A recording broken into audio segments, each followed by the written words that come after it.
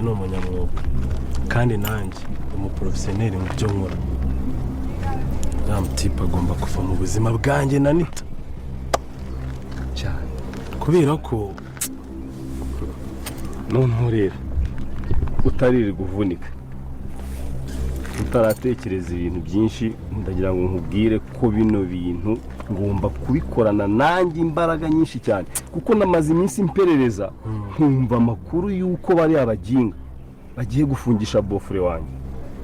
Kose buriya sibo babirimo n'ubundi kwa kundi ziriya ngegera kiriya ginga wabonye ikibyano nta mugenzi we wundi waba ari kumwe gutya bakunda kugendana. Yego kamarade uzi ko nayo haye pasa Nitasha reka nitaratinutse arabivuga mu bantu mushetse, ariko ntabwo akinyubaha sinzi ikintu nzakora, ariko buretse shaka kwirukana imbesire mu mudugudu ndabatumura njyewe wega nutinda gakeya ndikuvuga ngo ibyo ukora ubikore vuba, kuko nge nabahagurukiye ntabwo bari buze kunkira.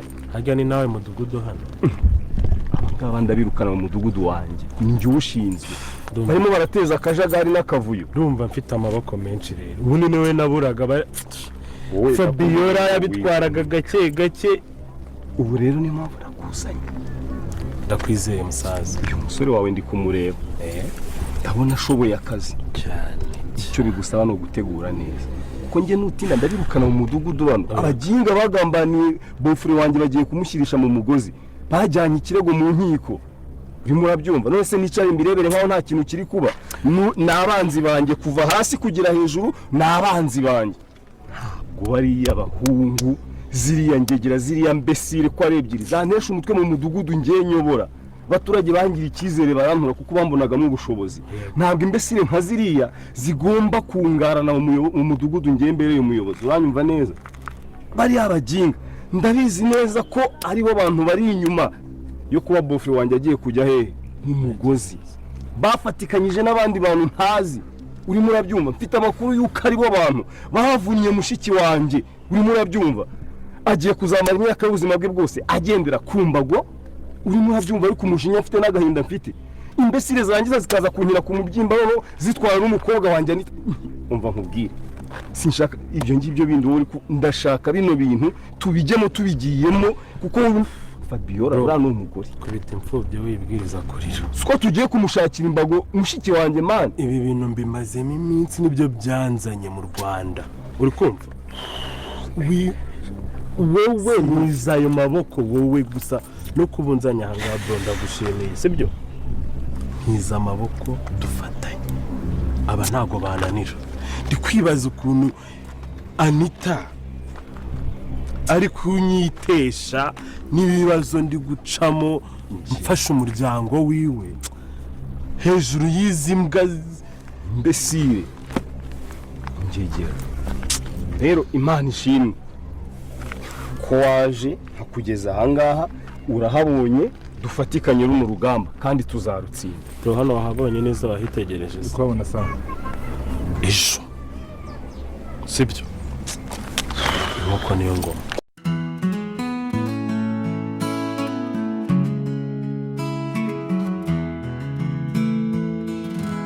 Ndagushima mwami wanjye kurukundo rwinshi wanyeretse mu buzima bwanjye byose. Urimo ukora ibikomeye iyo nari ndi mu gahinda, waranshumbushyije amahoro, wankuye mu mwijima mwinshi unzanira umucyo mushya. Iminsi yose uri kumwe nanjye, uranyobora mu nzira nziza. Ubutunzi bwose bw'ijuru wabimaye mu rukundo rwawe.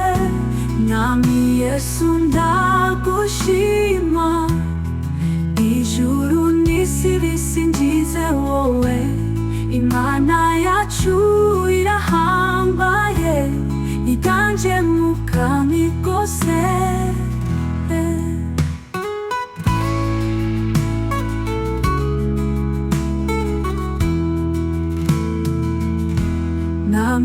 yesu ndagushima, ijuru n'isi bisingize wowe, imana yacu irahambaye, iganje mu bwami bwose.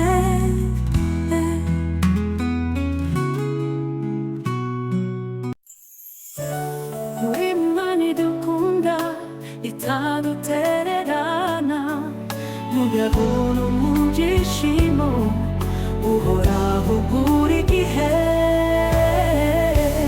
Yesu mwami wacu ndagushimira, wampaye ubugingo bushya, zirikane iteka.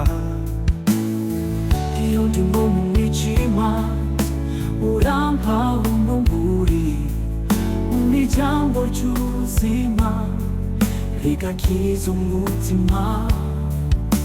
Ni wowe soko y'amahoro n'uwanjye mukiza, mwami ndagushimira kubyo unkoreye byose. Wampaye imbaraga mu gihe cy'ibigeragezo, umunaniro urabura ukanzanira amahoro. Ntacyo mbura kuko uri kumwe nanjye, mwami ndagusingiza iminsi yose y'ubuzima.